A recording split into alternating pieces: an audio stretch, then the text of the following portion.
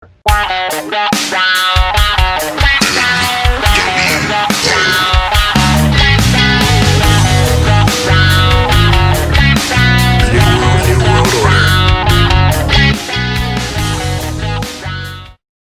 to you by Marks with Mikes. Warning, the video that you're getting ready to watch contains very strong language. You have been warned.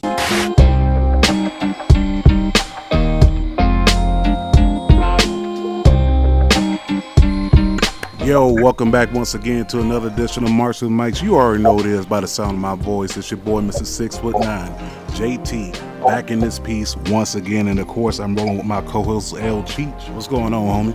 What's going on, people? How's everybody doing? Shit, I mean, everybody doing good. It's been one crazy roller coaster of a week. Just did graduation this past Friday. Congrats, bro. Big. Thank you, man. But big move. Enough about me.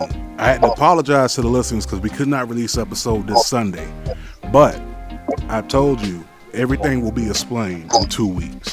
So with that being said, I couldn't give you no hint. But the only thing I could tell you is this.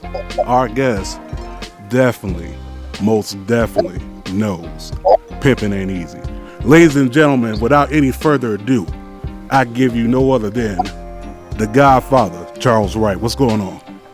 Man, what's happening, man? First of all, thanks for having me on here, man.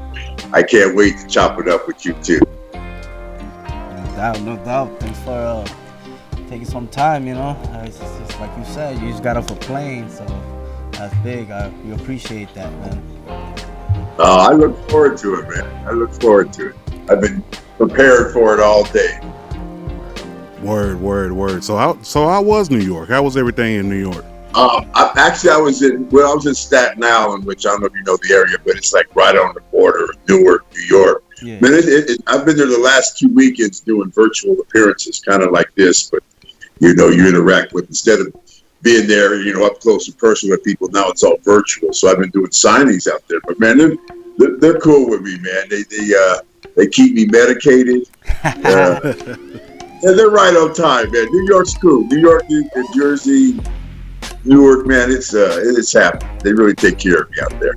Yeah, especially Jersey. You have some history with Jersey, right? When at first that's where you went to start your wrestling career. Yeah, I went to the Monster Factory. I wasn't there really long. I was probably there a month or two when you probably should be there a year or longer. I was there for a short time in Jerry Lawler singing, and I was so different at the time, and I was a monster, man. I mean, I wasn't 6'9", but well, damn, my bad. Yeah, exactly. It's like you play one sport, and they see you. It's like he could play another sport. We're gonna do whatever he can, and as you're so skilled that you killed it. You know what I mean? And why can't you not? What can you do? You know what I'm saying? You can't do nothing. So next question in this line of questions that we got, because we got a ton. I mean, your story is definitely a story that definitely needs to be told on every platform. I don't care if it's been told before, but every story is going to be told different depending on the platform. So right. So we do know that you played some football, you played basketball and football, but you ended up getting your scholarship to go off to college. I played basketball in high school. I wanted to play football, but my mom and dad wouldn't let me play it. Back then, I don't know if it's like that now, but back then you had to get your parents' permission, and they wouldn't sign it. So I played basketball instead. In 1979, I'm telling how old I am.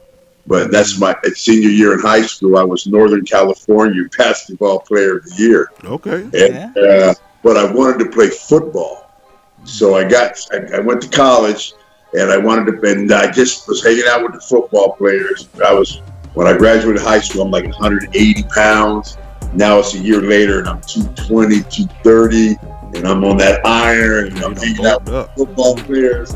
Long story short, the coach where I was at went to UNR, University of Nevada, Reno, which had a hell of a football program.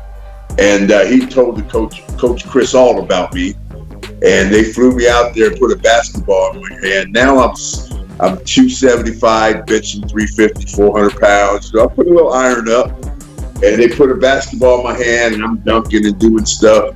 And they gave me a full ride scholarship to play football when I never, ever played tackle football in my life. I played flag football. My parents wouldn't let me play tackle. I got a full ride scholarship. Wow, that's great. Just being an athlete. Yeah. They said, you know what, we might be able to do something with this kid. That's usually how it goes in sports. I mean, you know, they see you come in. Oh shit, this guy is 6'6", 6'7". So I'm gonna tug you this way to basketball, and you're gonna be my power forward / center. Or I'm gonna tug you over to football, and you're gonna be my left tackle or my offensive lineman. Like, so definitely can relate to the sport factor. So you end up getting into business because you and Taker go way back. Mm-hmm. So you and Taker go way back, and wrestling, was that ever anything that was on your mind as far as, you know what, after playing football and basketball, I'm going to take on wrestling, let's just see. Or was this something that somebody pulled you into? I didn't even watch wrestling. When I was coming up in the Bay Area, we watched roller derby. And roller derby, that's tough. Roller derby. See, I went to high school in like 75 to 79, and I'm from the Bay Area. So you got the Hells Angels, the Black Panthers, and you know the Raiders. You had the Raiders at that time. The Hells Angels, the Black Panthers, all the same thing, man. And so I never. Roller derby was really big back then, so I didn't even watch wrestling. And then they were filming a movie with Sylvester Stallone in it called Over the Top. It was an arm wrestling movie. Yo, so I remember that. Yeah, they were filming that here in Vegas. And it was at the MGM. Well, I worked at a strip club called the Crazy Horse Saloon. I was a bartender, manager, bouncer, you know, all that. And some of them dudes, Scott Norton, a lot of them guys in that movie were wrestlers. Just weren't big name wrestlers. All the extra guys. And long story short, they're like, man, I was just massive, man. I'm all tatted up. And back then, this is 80, 87. There's no black people with tattoos back there, man, unless you had a club from a sorority or something. But there was no people with tattoos, and I'm sleeved up, and I was just different, man. So I made a call, went to the Monster Factory. Within, like I said, a couple more months, Jerry Lawler seen me, and he put me right to work. My very first match ever. No practice, no training. My very first match ever was against Jerry Lawler in Memphis, Tennessee on a Monday night, which is big. Wow. And I beat him in the middle, 1, 2, 3 as the Soul Taker. Soul Taker. Yeah. The Soul Taker. But that's the time where I met Mark, because I did my program with Jerry, and then they said, hey, we're going to bring this redheaded kid in to work against you. This is 88, 89. And it was Taker, and we had a match together, and the match was so shitty that he's only been in the business like a little bit longer than me, but he knew a lot more than me. Yeah. And so they put us together as a tag team. And we became really good friends. And I was at the airport yesterday. We were rapidly chopping it up. So to this day, we're still good friends. That's dope. So how instrumental was Lawler and I believe Dutch Mantell was there at the time? You know, the people that actually help you, groom you at that period of time. I don't know if Dutch helped. Dutch tried to fire me. Ah, really? Dutch tried to fire me. Well, Dutch came into us, and Dutch is a good dude. I ain't got nothing against Dutch. But he came to his back and said, hey, so we're going to have to let you go, man. Sorry, we're going to finish you up this week. And I'm like, well, cool, I'll go someplace else. I can give a fuck. Yeah. So by the time I get back to my room, Jerry Lawler's calling me and saying, you're not going nowhere. So Lawler told him, no, man, you ain't letting him go. So I held that against Dutch forever. Well, word. Damn, I didn't know that. He was both of them right now. He's trying to fire me. Oh, man. I ain't know that. Okay. Yeah, me neither. Well, like I said, I'm cool with Dutch. I got no problem with Dutch. Yeah, no doubt.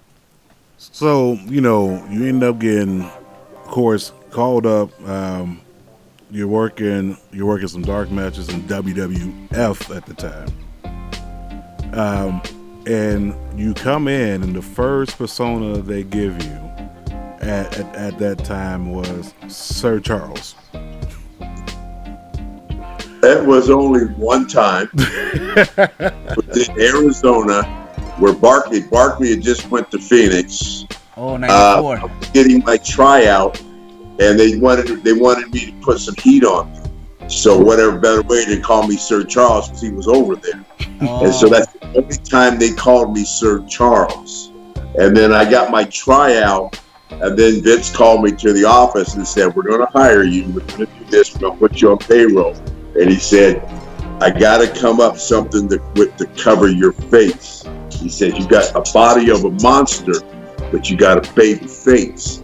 He goes, so I'm going to have to do something with your face. A few months go by, then they call me, and they basically say, go rent the movie Live and Let Die, and there was a voodoo character in that, you know. Oh, yeah. He was also Ebola Man. That dude. Yeah.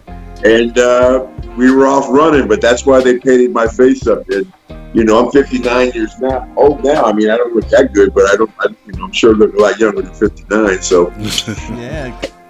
that baby face helped me in the long run.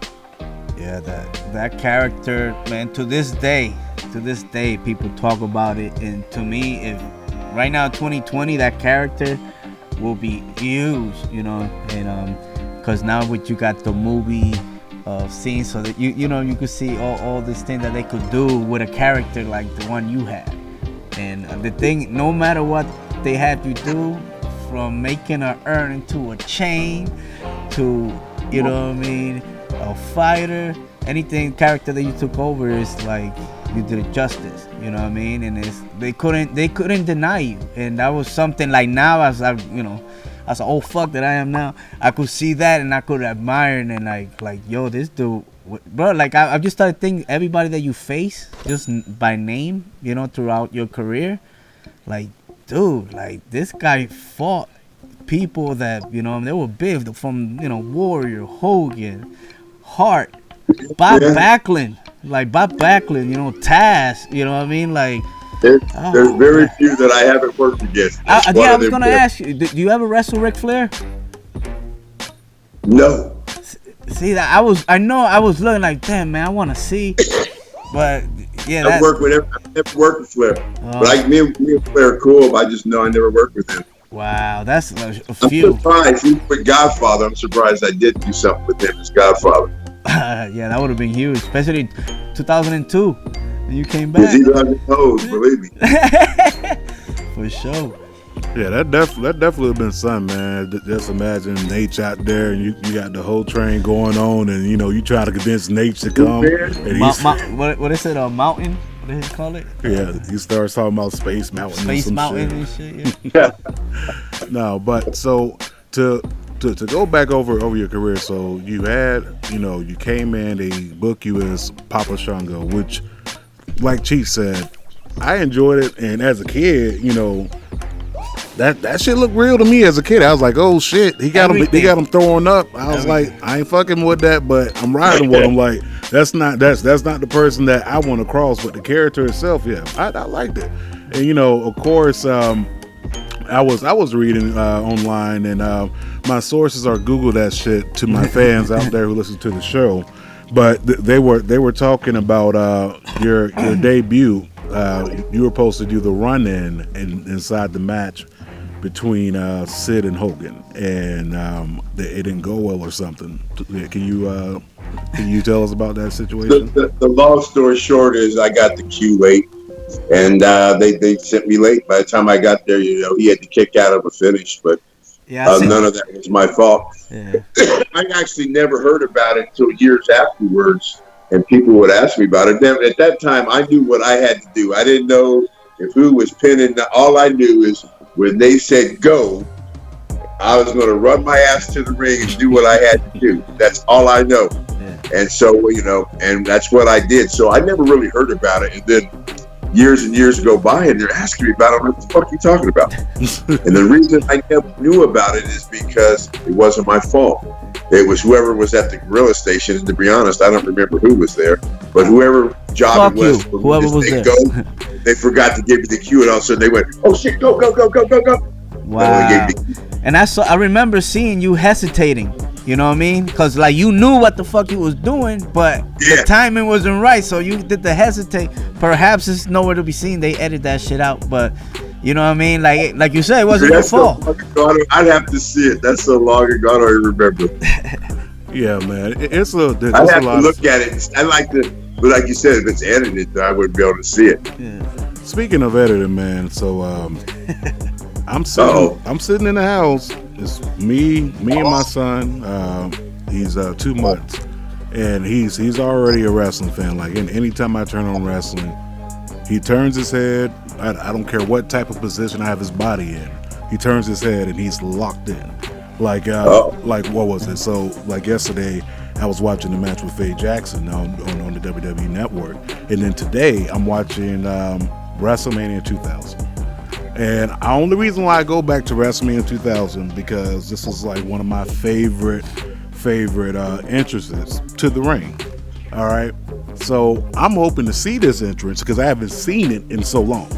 So the entrance that we're talking about the entrance with you and Ice-T for the remix of Pimpin' Ain't Easy. So I'm sitting down, I'm with my son, network starts, I'm watching it. It automatically cuts to you inside the ring, doing your whole spiel about is there any pimps in this house, and I'm mad at this time because that was such a dope entrance. So how was it like working with Ice-T, far as that go? Because that Ruthless Aggression album, to this day, I tell everybody, like, WWE is not using their mind. I would have did a part 2, part 3, because y'all had some dope bangers on there. I've only met him twice, and we were so busy that day. I actually had a '64 lowrider. And I brought it because it was in LA. Mm-hmm. And so I had it shipped out to LA, and he was checking out my car, saying that he'd had one time, but I had a badass 64. And I was so involved with my car, I really didn't get a chance to hang with him. I didn't have nothing to do with his music. I actually was talking with Snoop, and Snoop's like, "Hey man, I got this new cat named Exhibit, man, and I like him to do your music, you know." So I went to talk to Vince. He'd already had Ice-T do it because I had plans to bring Ice-T in to do that WrestleMania. But yeah, it would have been Exhibit. To me, it would have been better. Rocksteady Crew.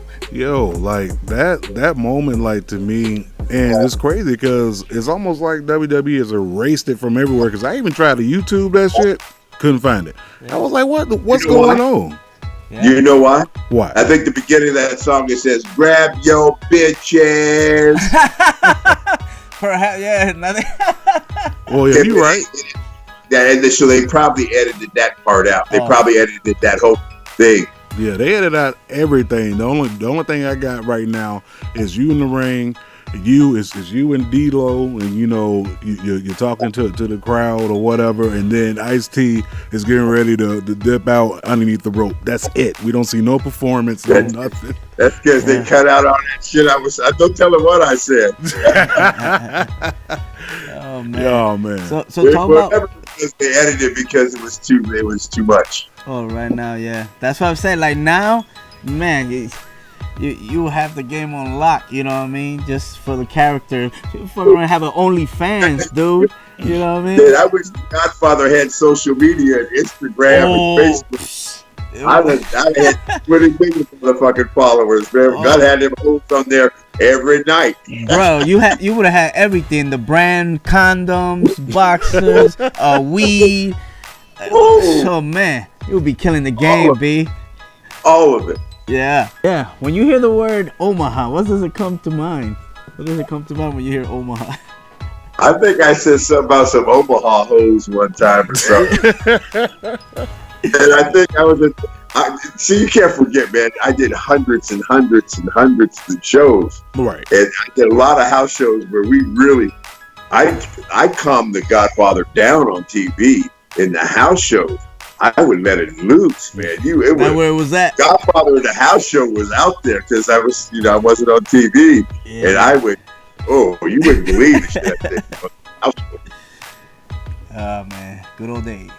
So, but you couldn't get away with all that now. Oh, I mean, not really. I mean, it's starting to get that way with the way wrestling looks right now. If it'll be like a tier, like you will have to pay for it, and people, trust me, will pay for that kind of material. You know what I mean? But it's crazy. You guys think there'll ever be another Godfather calling girls hoes, talking about smoking weed, rolling fatties, like that motherfucker? Nah. Girls hoes. Not on national TV, not like you did it, nah. That's the only wrestler ever. Yeah, perhaps somewhere in Germany. Somewhere I'm the only wrestler ever to have marijuana leaves on an official WWE shirt. And the whole bottom of it's marijuana leaves. And that's what proud things I am. Because there's had wrestlers that says this, but nobody ever had marijuana leaves on a shirt. No. Man, if they would have been more open with that, you know what I mean? Hey, just the fact that Vince knew what I was talking about, because when we started The Godfather, I'm like, Vince, now, this is what I'm saying, just so you know. I said, but Vince, so many people in this, they always knew I smoked. I'm like, Vince, so many people in this world smoke, man. Let me go after the smokers. And I'm like, let me talk about, and I'm like, this is what this means. This is what this means. He's like, really? But I'm like, so they knew what I was doing, but it was getting over with the people, because, everybody smokes. I've never smoked. I am a motherfucker. Everybody smokes. So the whole concept, this was your brainchild, The Godfather? Because when I think about it, I think about two things. I think about the 1970s, films back then. You had the Black Godfather, things like that. Yeah. Well, to me, The Godfather wasn't a gimmick, because as we could see, that's how he is 24/7. Well, no, I'm not. But other characters, they're perhaps a gimmick, but The Godfather is pretty much being himself. The Godfather is a calm down Charles Wright. Okay. And everything. I've worked in strip clubs. I've owned strip clubs. Been dealing with hoes all my life. And Ron Simmons used to say this gimmick was my wife's idea, not mine. It was all my wife's idea. Oh. I just did the smoking part and the silly part. Congrats, by the way. 20 she years. had the best made, the costumes, the jewelry.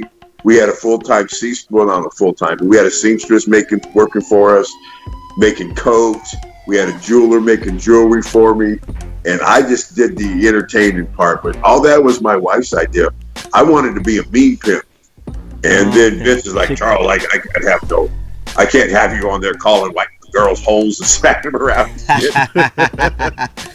And then I didn't want to wear the colors, and I didn't want to wear the hats, and I didn't wear it, but I kind of did what my wife said. It all worked out pretty good. Okay. Well, I was gonna say, congratulations. I believe it'll be 20-year anniversary this year. 20 years, yeah, man. 20 years. That's 20 years. God bless, man. Yeah, man. She's a good girl. That's what's up. Yeah, man. I think sometimes she's the pimp. Every time I come home, like I came home with money yesterday, she just like, what's money? And she'll count and say, light, ain't you? I'm like, you joking? I'm like, I made extra money, and you telling me I'm light. That's why she's on it though. But that's good, because I can just stay high and do my thing. That's what's up. Hey, but earlier we mentioned D-Lo. How's your relationship with him, and if y'all been keeping in contact, and how was it tag teaming with him? Oh, I like D-Lo a lot, man. After TNA, he came to work for me at the Club Cheetahs. He came to work for me for a few years there. And then I think now he's running a wrestling school. I think he works at a cannabis place doing something. And then he's doing his own shows and stuff. I don't see him that much, but when I do, it's good to see him. I see RBD lives here. I see him a lot. I'll probably see him tonight because we're going to do a marijuana session. Okay. How's his CBD? I've been, I tried it. He gave me some, and I tried it, and I don't really like the CBD stuff. I think it's got to have THC. But I remember, like Big Gay or something. Whatever I put it on, it felt better. So I mean, it works. Okay, it's a wave. Now, speaking of D-Lo, speaking of just your career, one thing we got to touch on. it's the Nation. Now, you personally are one of the OG members. Matter of fact, you were one of the first new members that when the Nation really became the Nation. Right. Yeah, it was that muscle. And I remember your first night, you actually pinned Taker. Yeah. You wouldn't believe how that. You want to hear the story about that? Yeah, what's up? Yeah. So I'm coming back, right? What people don't know about me is wrestling was never my first job. The strip clubs were that's where I made my money. Wrestling to me, I was just this crazy, but believe me, I used to be a crazy motherfucker, still crazy. But it was just a way for me to have fun. So when I wasn't having fun, I would leave, right? Papa Shango, what happened to Papa Shango is I was going through a bad divorce and I was in a bad place. So it was time for me to leave. And then they would call me and say, come back. And I'd be like, nah, I don't want to come back. So that's why I would come and go. When I wasn't having fun, I would leave. And you was 27, right? Yeah, I was 27 years old. So I'm back. So now I'm going to TV, but what you don't know is I'm Papa Shango. And I'm coming in, and there's a picture on the internet or on my Instagram with me. And Jerry Lawler did the face. And so it was a whole new look. It was more menacing. It was pretty. I got in really good shape. So I show up at TV, man. I got ready. Jerry touched my face. All of a sudden they say, hey, take your makeup off. Vince wants to talk to you. I'm like, okay, cool. So I go there and talk to Vince. He goes, change the plans. I'm going to put you in the Nation of Domination tonight. You and Ron Simmons are going to have a match against Undertaker. You're going to go over. And I'm like, what? Just like that. Yeah. And he goes, and here you go. I got you an outfit to wear. Damn, Vince. And then I'm like, okay, all right. And that's the first time I actually met Ron Simmons. I knew who he was, but I never met him. Ron worked for WCW, you know? Well, he had a college football career, you know? Yeah, Ron was the baddest football players ever. Period. And so then they put me in the Nation. Then right away, two reasons why. They needed some muscle because they knew they were going to bring The Rock in. So they needed to make the group look a lot tougher. And they just came out with the Kane character. And back then, they didn't turn the lights off for anybody but Papa Shango. And they start turning them off for Kane. So they didn't want to have two characters like that at the same time. So they put me in the Nation. And then right away, Vince came to me and Ron after a minute. And he said, hey, they were going to put Dwayne in there. And Vince said right then, man, I remember like it was yesterday, Vince says, you know what? He goes, once I get people to hate this kid, when I turn him, he will be the biggest thing wrestling's ever seen.